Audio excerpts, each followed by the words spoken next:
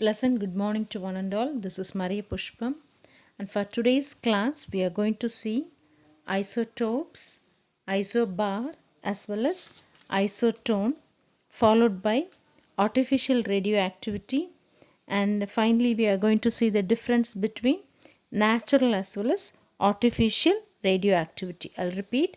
So, things we are going to see for today's class are isotopes, isobar, as well as isotone, followed by artificial radioactivity. And finally, for today's class, we are going to see difference between natural as well as artificial radioactivity. So I'll start with isotopes. So these are things we have studied in our smaller classes. So all of us know what is it to be isotope. So isotopes are atoms of a given element which have the same atomic number but different mass number. So if atoms are having the same atomic number but different mass number, such atoms we call it as isotopes. I'll repeat. So isotopes are atoms of a given element which have the same atomic number but different mass number. So two examples are given here. One is isotope of hydrogen, another one is isotope of uranium. So if we take isotope of hydrogen, we have three isotopes in hydrogen. One is hydrogen, another one is deuterium, then tritium. So if we take hydrogen, it is given by the notation 1H1 and deuterium 1H2, or we can write it as 1D2. Then tritium, it is 1H3, or we can simply write it as 1T3. So if we take the number of protons in all the three atoms, we have 1, 1, 1. The difference is only the number of neutrons. So only the atomic number is same, but the mass number is different. So if you take the number of neutrons in hydrogen, it is 0, and number of neutrons in deuterium, it is 1, and number of neutrons in tritium, it is said to be 2. Is it clear? So I'll go with the example of uranium. So coming to uranium, uranium 235, uranium 237, as well as uranium 238. If you take the atomic number, all the uranium 3 isotopes are said to have the atomic number 92. So number of protons is 92 for all the 3. But the only difference is the number of neutrons. For first one it is 143, for second one it is 145, and third one it is 146. So it's clear, it seems. So isotope is nothing but atoms of a given element having the same atomic number but different mass number. So two examples I have explained. One is isotope of hydrogen, that is hydrogen, deuterium, as well as tritium. And coming to uranium, uranium 235, uranium 237, as well as uranium 238. Next thing we are going to see is isobar. So what I mean by isobar is, isobar are the atoms of different elements which have the same mass number but different atomic number. So if you take isobar, isobar is nothing but atoms of different element. If we take isotope, it's nothing but atom of the same element. You take the atom of the same element, but you have, if you take isobar, atoms of different elements have the same mass number but different atomic number. Mass number will be the same, but the atomic number will be different. So isotope and isobar, how to differentiate is, for isotope the atomic number is same, mass number is different. For isobar, mass number is same but the atomic number is different. So it becomes different element. Is it okay? So the example is, for beryllium it is 410, atomic number 4, mass number is 10. Boron, atomic number 5, mass number 10. And for carbon, atomic number 6 and mass number 10. It's clear? I'll repeat. So isobar has nothing but atoms of different elements which have the same mass number but different atomic number. So the example is, three examples are given. Beryllium, boron, carbon. If you take beryllium, boron, carbon, all the three are said to have the mass number 10. But if you take the atomic number, beryllium it is 4, boron 5, carbon it is 6. So number of proton differs here. For beryllium it is 4, for boron it is 5, carbon it is 6. And coming to number of neutron also differs here, because 4 plus 6, 10. Again, if you take this number of neutron in boron, it is 5 plus 5. So coming to carbon, it is 6 plus 4. Is it okay? So this is something about the isobar. So isobar example, beryllium, boron and carbon having the same mass number but different atomic number. So next one is isotope. So we have seen isotope, then we have seen isobar. Now we are going to see isotone. So what do you mean by isotone is nuclear isomers are the atoms of same element which have the same atomic number, also same mass number. Both the things will be one and the same. So these are said to be nuclear isomers, that is radioactive isomers, which are having of the same element only. So it will have the same atomic number, also same mass number, but they will have different radioactive property. It's clear? I'll repeat. So nuclear isomers are the atoms of same atomic number as well as same mass number. So if you take isotope, their atomic number is same, mass number is different. Isobar, same mass number, different atomic number. Coming to isotone, nuclear isomers of atoms having the same element, having the same atomic number as well as same mass number. The difference will be the different radioactive property. And the example given here is protactinium. So if you take protactinium, it is 23491. Mass number is 234 and your atomic number is 91. So it exists in, it undergoes beta disintegration. So it undergoes beta decay to give uranium 234. So it gives uranium 234, that is UX2. Another one also, uranium 234, it is given by the symbol UZ. If you take these two atoms,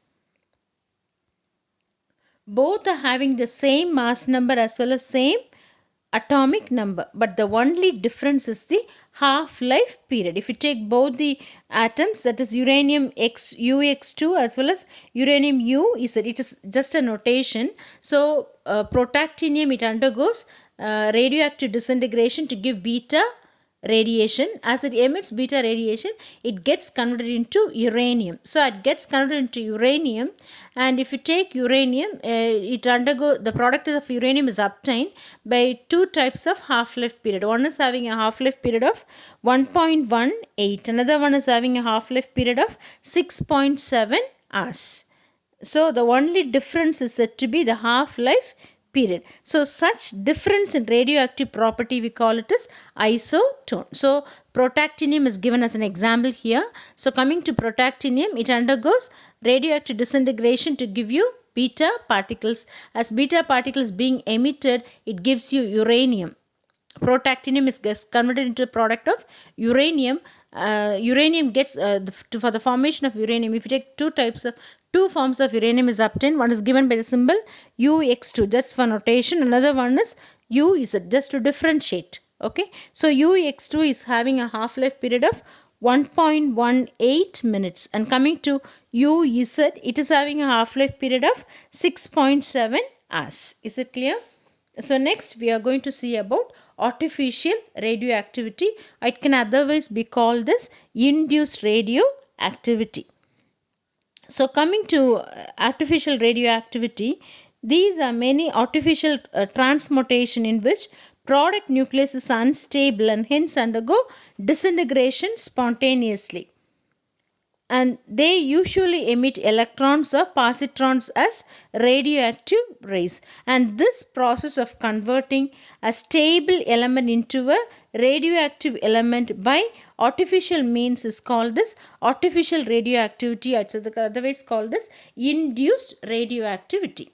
Is it okay? So what do you mean by artificial radioactivity or induced radioactivity? The process of converting a stable element into a radioactive element by artificial means, we call it as artificial radioactivity or induced சும்மா இருக்கக்கூடிய ஒரு stable element எடுத்து அதை நம்ம வந்து induce பண்ணுறோம். அது தன்னிலை ரேடியோ ஆக்டிவ் கிடையாது.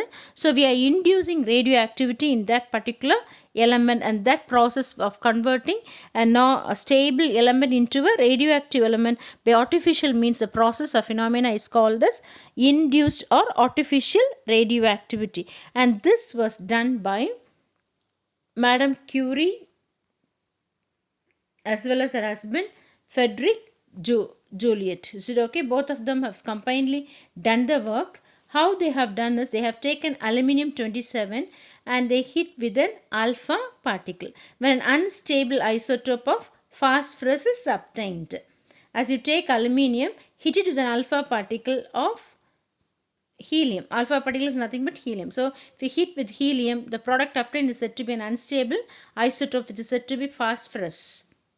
Okay, and now what happens is, this phosphorus will undergo disintegration, becomes an unstable isotope, and it undergoes disintegration to give you silicon, which is said to be a stable isotope, by emitting positron spontaneously. And this phenomena we call it as artificial radioactivity. It's otherwise called as induced radioactivity. So what is the process? Example given here is Madame Curie. What she and her husband has done is, they have taken aluminium 27 and they have hit it with an alpha particle. As it hits, it forms an unstable phosphorus.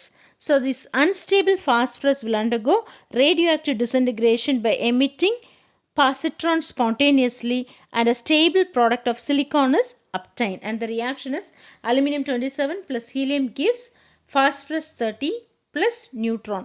And this phosphorus is said to be highly unstable.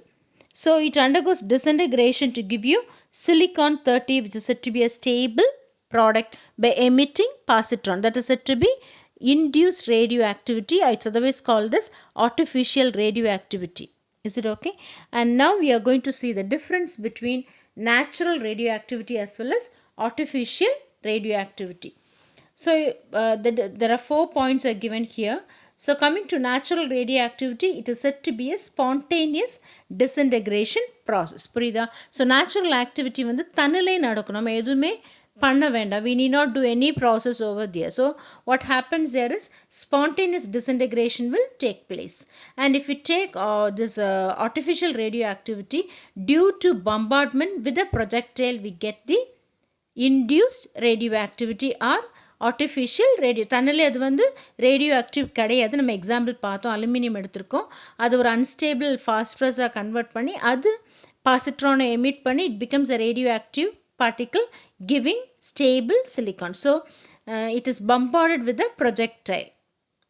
It is due to the bombardment with the projectile. Is it okay? So next one, electrons or alpha particles are emitted. Inga natural radioactivity. Artificial radioactivity, electrons or positrons are emitted. So here electrons are alpha particle, there it is electrons or positrons are emitted. So if you take here, disintegration continues till a stable isotope of lead is formed. So this is natural radioactivity. Until we get lead, the process will be continuous. And coming to artificial radioactivity, a stable isotope of bismuth is formed.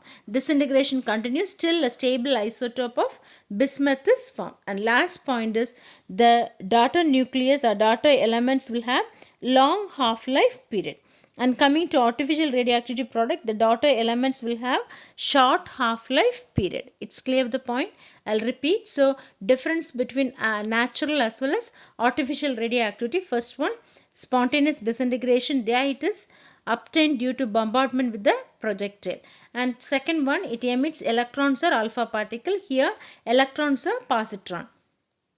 Disintegration will continue until it gives a stable isotope of lead. There disintegration continues till a stable isotope of bismuth is formed. And here the daughter elements will have long half-life period, and in artificial radioactive, daughter elements will have short half-life period. Is it okay? So we can have a short recap of the thing what you have seen for today's class. So first we have seen isotope, then we have seen isobar, and third one we have seen isotones. Okay, followed by isotones. I have explained you what is said to be artificial or induced radioactivity, and finally we have seen the difference between natural as well as artificial radioactivity. I think you are able to understand the class. Thank you for listening. Continue studying. Thank you, ma.